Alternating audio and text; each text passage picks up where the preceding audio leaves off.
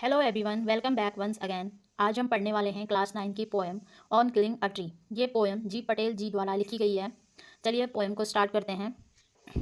It takes much time to kill a tree, not a simple jab of the knife will do it. It has grown slowly consuming the earth, rising out of it, feeding upon its crust, absorbing years of sunlight, air, water, and out of its leprous hide sprouting leaves.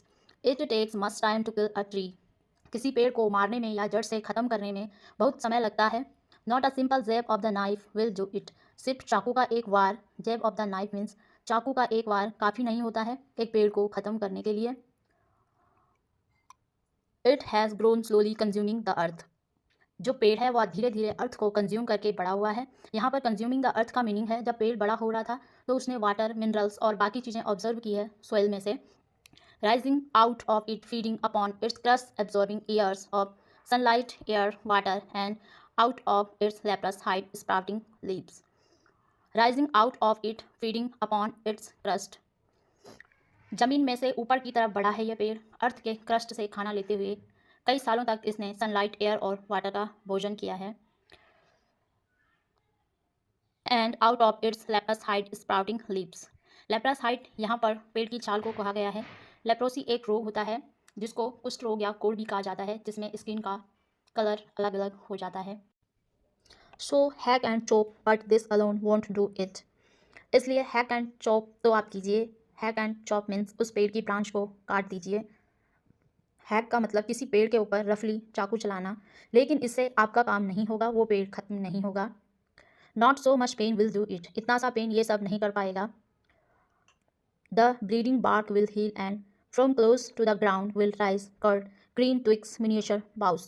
Bleeding bark means आप जब चाकू चलाओगे पेड़ के तने के ऊपर तो उसके ऊपर जख्म या निशान तो होंगे, लेकिन वो जख्म वाले निशान जल्दी हील हो जाएंगे और ग्राउंड के पास से फिर हरी हरी टहनियाँ निकलेगी। मिनिएचर बाउस मीन्स पहले तो छोटी छोटी टहनियाँ निकलेगी, एक छोटा सा जंगल आपको दिखाई देगा, लेकिन अगर आपने उसे रोकने की कोशिश नहीं की तो वह अपने पुराने साइज का हो जाएगा। No the roots is to be pulled out of the anchoring earth, it is to be rope tight. नहीं, आपको उसको जड़ से उखाड़ना है। एंकरिंग अर्थ मतलब उसको अर्थ संभाले हुए हैं, इसको रस्सी से बांधकर खींचना होगा और कंप्लीटली ज़मीन में से बाहर निकालना होगा। And pulled out, snapped out और pulled out entirely out from the earth cave. पूरा का पूरा इसे बाहर निकालना होगा ज़मीन में से, जो इसने एक तरह की गुफा बनाकर अपने लिए जगह बनाकर रखी है मिट्टी के अंदर, वहाँ से इसे उखाड़ना होगा। And the strength of the tree exposed the source white and wet. जब आप उसको बाहर निकालोगे तब आपको उस पेड़ की असली ताकत पता लगेगी। The source white and wet, the most sensitive hidden for year inside the earth. जो सोर्स है पेड़ का, जहाँ से पेड़ ने उगना और बड़ा होना शुरू किया है, जो उसकी रूट्स है जो वाइट कलर की है एंड वेट है, ये उस पेड़ का सबसे सेंसिटिव पार्ट भी है, सबसे स्ट्रॉन्ग भी है। सबसे सेंसिटिव एंड स्ट्रॉन्ग पार्ट है क्योंकि यही वो पार्ट है जो कि एक पेड़ को संभाले हुए है, पेड़ को फूड प्रोवाइड कर रहा है, जो सालों साल तक ये रूट्स ज़मीन के अंदर छुपी हुई है, आपने उनको उखाड़ कर बाहर निकाल दिया। Then the matter of squashing and choking in sun and air, browning, hardening, twisting, withering, and then it is done.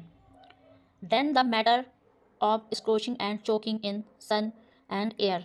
जो भी अब पेड़ का हिस्सा आपके सामने है उसको मैटर कहा गया है।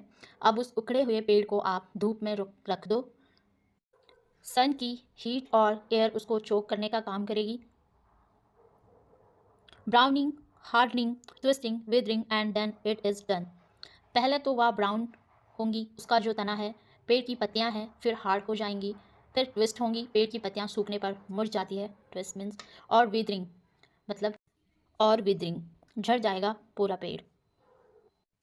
दोस्तों, इस पोएम का सिंबॉलिक मीनिंग ये है कि अगर आप बुराई को ख़त्म करना चाहते हैं तो उसे जड़ से उखाड़ना होगा। कुछ समय के लिए उसको कंट्रोल करके कोई फ़ायदा नहीं है। अगर आपके आसपास कोई बुराई दिखाई दे रही है तो आपको कोशिश ये करनी होगी कि आप उसको जड़ से ख़त्म कर दें, उसकी जड़ बाहर निकाल दें। Thank you everyone.